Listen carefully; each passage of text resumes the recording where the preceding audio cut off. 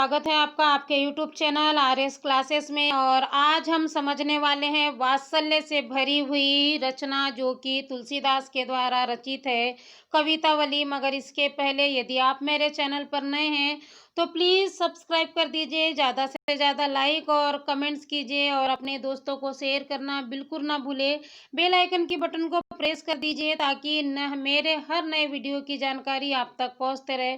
तो चलिए समझते हैं। मैं पूरा प्रयास करूंगी एकदम आसान तरीके से आपको कवितावली का अर्थ समझाने की। हम तुलसीदास जी के द्वारा रचित कवितावली को समझे इसके पहले तुलसीदास जी का जीवन परिचय संक्षिप्त में समझ लेते हैं। मैं जीवन परिचय आपको समझाऊं इसके पहले थोड़ी सी मेरी आप लोगों से क्षमा याचना है, क्योंकि आज की जो स्लाइड में कुछ जगह अक्षर कट चुके हैं और कुछ जगह थोड़ी सी मात्राओं की गलती है, तो प्लीज़ आप इसे ठीक कर लीजिएगा। प्रयास करूंगी दोबारा इस तरह की गलती ना हो। तो चलिए समझते हैं। तुलसीदास जी का जीवन परिचय। युग दृष्टा गोस्वामी तुलसीदास का जन्म 1589 में माता हुलसी और पिता आत्माराम दुबे के घर उत्तर प्रदेश के राजापुर ग्राम में ये श्रावण शुक्ल सप्तमी को हुआ। अशुभ मूल नक्षत्र में जन्म लेने के कारण वे माता पिता के द्वारा त्यागे गए। इनकी प्रमुख जो रचना है वह है रामचरितमानस, कवितावली, दोहावली, विनय पत्रिका, जानकी मंगल, पार्वती मंगल, रामलला नहचु आदि। तुलसीदास जी ने रामचरितमानस के द्वारा श्री राम के लोक रंजक एवं लोक मंगल स्वरूप को प्रतिष्ठित किया है। राम राज्य के माध्यम से आदर्श राज्य की स्थापना उनके काव्य का प्रमुख उद्देश्य है। इन्होंने अपने रचनाओं में ये शांता नहीं शांत है, शांत, वात्सल्य, वीर आदि रसों का प्रयोग किया है। साथ ही ये माफ कीजिएगा, ये साथ है, साथी नहीं है। साथ ही उपमा, रूपक, अनुप्रास जैसे अलंकारों की भी अनुपम छटा इनकी रचनाओं में देखी जा सकती है। इनकी भाषा अवधी है। हिंदी साहित्य में राम भक्ति शाखा के प्रमुख कवि के रूप में जाने जाते हैं। तो चलिए अब समझते हैं इनके द्वारा रचित कवितावली को।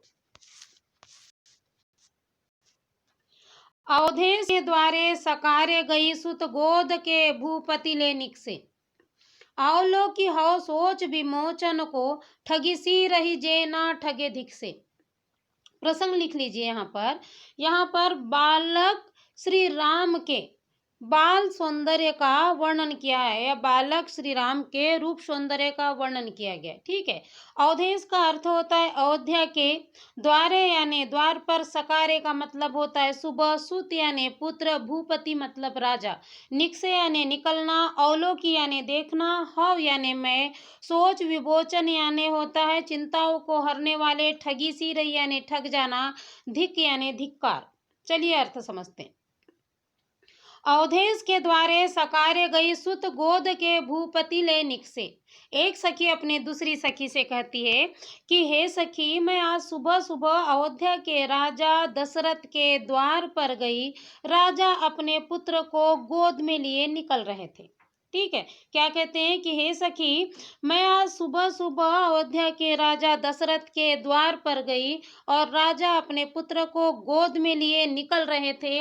और लो की हौ सोच विमोचन को ठगी सी रही जेना ठगे धिक से। कहते हैं कि चिंताओं को हरने वाले बालक राम के रूप को देखकर मैं ठगी सी रह गई। चिंताओं को हरने वाले बालक राम के रूप को देखकर मैं ठगी सी रह गई। जो ना ठगे उन्हें धिक्कार है। तुलसी मन रंजन रंजित अंजन, नयन सुख खंजन जातक से। मनरंजन यानी मन को आनंदित करने वाले। रंजित अंजन का मतलब होता है काजल लगे नेत्र। खंजन यानी एक पक्षी, खंजन जातक का मतलब होता है बच्चा। शशि यानी चंद्रमा, समशील यानी समान व्यवहार करने वाले, सरोरु यानी कमल, विकसे यानी विकसित होना। तुलसी मन रंजन रंजित अंजन। तुलसीदास जी कहते हैं मन को आनंदित करने वाले बालक राम के काजल लगे दो नेत्र, नयन सुख खंजन जातक से, खंजन पक्षी के बच्चे के समान प्रतीत हो रहे हैं। क्या कहते हैं कि मन को आनंदित करने वाले बालक राम के काजल लगे दो नेत्र खंजन पक्षी के बच्चे के समान प्रतीत हो रहे हैं। सजनी शशि में समशील उभे नव नील सरोरुह में बिकसे। ऐसा लगता है, सजनी यानी होता है सखी, वह अपनी सखी से कहती है कि हे सखी, ऐसा प्रतीत होता है मानो चंद्रमा के भीतर दो समान व्यवहार करने वाले नीले रंग के कमल विकसित हो रहे हो। उनके नेत्रों को देखकर ऐसा लगता है मानो चंद्रमा के भीतर दो समान व्यवहार करने वाले नीले रंग के कमल विकसित हो रहे हो। मुझे उम्मीद है आपको इन चारों लाइनों का जो अर्थ है बड़े ही आसानी से समझ आ गया होगा। तो चलिए विशेष देख लेते हैं। जहाँ भी बालक से संबंधित बात कही जाती है वहाँ पर आपको पता है वात्सल्य रस होता है, आपने 9th में पढ़ा है। ठगी सी में सी वाचक शब्द है, इसलिए उपमा अलंकार होगा। आपने यदि मेरे अलंकार का पाठ देखा होगा जिसमें उपमा और रूपक को मैंने समझाया है तो आपको आसानी से समझ आ जाएगा। साथ ही मनोरंजन रंजित अंजन, इसमें सुख खंजन जातक से में रूपक अलंकार है और तुलसीदास जी की जो भाषा है वो अवधि है। तो ये हो गया इन 4 पदों का विशेष। से चलो आगे के पद समझते हैं। पग नुपुर और पहुंची कर कंजनी मंजू बनी मणिमाल दिए नव नील कलेवर पीत झंगा झलके पुल के नृप गोद लिए। पग यानी पैर, नुपुर का मतलब होता है पायल, पहुंची यानी एक आभूषण जो हाथ में पहना जाता है, कर कंजनी का मतलब होता है कमल रूपी हाथ, मंजू यानी सुंदर, मणिमाल यानी मणियों की माला, नव नील यानी नए नीले रंग का, कलेवर मतलब शरीर, पीत झंगा का मतलब होता है पीले रंग के वस्त्र, झलके यानी दिखाई देना, पुल के यानी प्रसन्न, रिपु यानी राजा। पग नुपुर और पहुंची कर कंजनी मंजू बनी मणिमाल दिए। कहते हैं कि बालक राम के पैरों में पायल और उनके कमल के समान हाथों में पहुंची नामक आभूषण, साथ ही गले में मणियों की माला अत्यंत सुंदर दिखाई दे रही है। फिर से समझ लीजिए, बालक राम के पैरों में पायल, उनके कमल के समान हाथों में पहुंची नामक आभूषण और गले में मणियों की माला अत्यंत सुंदर दिखाई दे रही है। नवनील कलेवर पीत झंगा झलके पुल के नृप गोद लिए। बालक राम के नीले शरीर पर पीले रंग के वस्त्र अत्यंत सुंदर दिखाई दे रहे हैं। बालक राम के नीले शरीर पर या सावले शरीर पर पीले रंग के वस्त्र अत्यंत सुंदर दिखाई दे रहे हैं और राजा उन्हें अपने गोद में लिए अत्यंत प्रसन्न दिखाई दे रहे हैं। क्या कहते हैं कि बालक राम के नीले शरीर पर पीले रंग के वस्त्र अत्यंत सुंदर दिखाई दे रहे हैं और राजा बालक राम को गोद में लिए अत्यंत प्रसन्न दिखाई दे रहे हैं। अरबिंदु सो आनन रूप मरंदु आनंदित लोचन भृंग पिए। अरबिंदु यानी कमल, आननु यानी मुख, मरंदु यानी होता है मकरंद, लोचन यानी नेत्र, भृंग यानी होता है भौरे।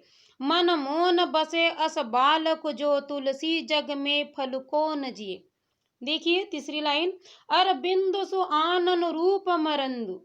कहते हैं कि बालक राम का मुख कमल के समान सुंदर है और उसके मकरंद का नेत्र रूपी भौरे पान कर रहे हैं। फिर से देखिए, बालक राम का मुख किसके समान, कमल के समान सुंदर है और उनके इस सुंदरता के मकरंद का नेत्र रूपी भौरे पान कर रहे हैं। मन मोन बसो अस बालक जो तुलसी जग में फल कौन जिए। तुलसीदास जी कहते हैं कि ऐसा बालक यदि मन में ना बसा तो फिर संसार में किस फल के लिए जिया जाए। तुलसीदास जी कहते हैं यदि ऐसा बालक हमारे मन में ना बसा तो फिर संसार में किस फल के लिए जिया जाए। मुझे उम्मीद है इस पद का अर्थ भी आपको आसानी से समझ आ गया होगा। यदि पद समझ आ गया है तो विशेष लिख लीजिए कर कंजनी, इसमें रूपक अलंकार है और अरविंदनु सो आननु है ना। रूप मरंदु, ये आनंदित लोचन भृंग पिए, इसमें भी रूपक अलंकार है। साथ में अवधि भाषा है और वात्सल्य रस है। चलिए तीसरे पद का अर्थ समझते हैं। तन की दुति श्याम सरोरुह लोचन कंज की मंजुलताई हरे। अति सुंदर सोहत धूरी भरे, छवि भूरी अनंग की दूरी करे। यहाँ पर भी आप प्रसंग लिख लीजिएगा। बालक राम के रूप सौंदर्य का वर्णन। ठीक है, तो तन की यानी शरीर की, सरोरु यानी कमल, लोचन यानी नेत्र, मंजुलताई यानी होता है सुंदरता को, हरे यानी हरना, धूरी भरे का मतलब होता है धूल से भरे हुए, अनंग का मतलब होता है कामदेव। चलिए अर्थ समझते हैं। तन की दुति श्याम सरोरुह लोचन कंज की मंजुलताई हरे। कहते हैं बालक राम के शरीर, सावला जो शरीर है वो किसके समान दिखाई दे रहा है? कमल के समान सुंदर दिखाई दे रहा है। फिर से देखिए, बालक राम के सावले शरीर की जो चमक है वो कमल के समान सुंदर दिखाई दे रही है और नेत्र उस कमल की सुंदरता का हरण कर रहे हैं। फिर से एक बार समझ लीजिए, बालक राम का जो सावला शरीर है वो कमल की तरह सुंदर दिखाई दे रहा है और नेत्र उस सुंदरता का क्या कर रहे हैं? हरण कर रहे हैं। अति सुंदर सोहत धूरी भरे, छवि भूरी अनंग की दूरी करे। कहते हैं बालक राम धूल से सने हुए अत्यंत सुंदर दिखाई दे रहे हैं। बालक राम धूल से भरे हुए अत्यंत सुंदर दिखाई दे रहे हैं और उनकी इन सुंदरता के सामने कामदेव की सुंदरता भी फीकी है। फिर से इस लाइन का अर्थ समझ लीजिए। बालक राम धूल से सने हुए या भरे हुए अत्यंत सुंदर दिखाई दे रहे हैं और उनकी इन सुंदरता के सामने कामदेव की सुंदरता भी फीकी है। दम के दतिया दुति दामिनी ज्यो, किल के कल बाल विनोद करे। कहते हैं बालक राम, दामिनी का मतलब होता है बिजली, पर्यायवाची हैगा, याद रखिए। कहते हैं कि बालक राम किलकारी मारते हुए और बोलते समय उनके दूध के दांत बिजली की तरह चमक रहे हैं। क्या कहते हैं? बालक राम जब किलकारी मारते हैं और बाल विनोद करते हैं तब उनके दूध के दांत किसके समान चमकते हैं? बिजली के समान चमकते हैं। अवधेश के बालकचारी सदा तुलसी मन मंदिर में बिहेरे। तुलसीदास जी कहते हैं अयोध्या के ये चारों बालक हमेशा मेरे मन रूपी मंदिर में विहार करे। क्या कहते हैं कि अयोध्या के ये चारों बालक हमेशा मेरे मन रूपी मंदिर में विहार करे। मुझे उम्मीद है आपको तीसरे पद का अर्थ भी आसानी से समझ आ गया होगा। तो चलिए विशेष देख लेते हैं। विशेष में वही होगा क्या? वात्सल्य रस, साथ में रूपक अलंकार, ज्यों यहाँ पर लगा है इसलिए उत्प्रेक्ष अलंकार होगा और अवधि भाषा। चलिए चौथे पद का अर्थ समझते हैं। कबहू शशि मांगत आरि करे, कबहू प्रतिबिंब निहारी डरे। इस पद का अर्थ आपको बिल्कुल अच्छे से समझ लेना है क्योंकि बार बार परीक्षा में इस पद का अर्थ लिखने आता है या फिर इससे संबंधित प्रश्न आते हैं। तो प्रश्न लिख लीजिए। बालक राम के बालहट का वर्णन किया गया है। ठीक है। कबहू यानी कभी, शशि मतलब चंद्रमा, आरी या जिद, प्रतिबिंब यानी परछाई, निहारी यानी देखकर, डरे यानी डर जाना। कबहू शशि मांगत आरि करे, कबहू प्रतिबिंब निहारी डरे। कहते हैं बालक राम कभी चंद्रमा को मांगने की जिद करते हैं तो कभी अपनी परछाई को देखकर डर जाते हैं। फिर से देखिए, बालक राम कभी चंद्रमा को मांगने की जिद करते हैं तो कभी अपनी परछाई को देखकर डर जाते हैं। कबहू कर ताल बजाई के नाचत, मातु सबे मन मोद भरे। कभी ताली बजाकर नाचने लगते हैं और यह देखकर, उनकी इस क्रिया को देखकर सभी माताएं अत्यंत प्रसन्न होती है। क्या कहते हैं कि कभी वह ताली बजाकर नाचने लगते हैं और उनकी इस क्रिया को देखकर उनकी माताएं अत्यंत प्रसन्न होने लगती है। कबहू ऋषि आई कहे हटिके, पुनि लेत सोई जेहि लागी अरे, अरे यानी होता है जिद करना, ऋषि आयु यानी होता है रूठ जाना।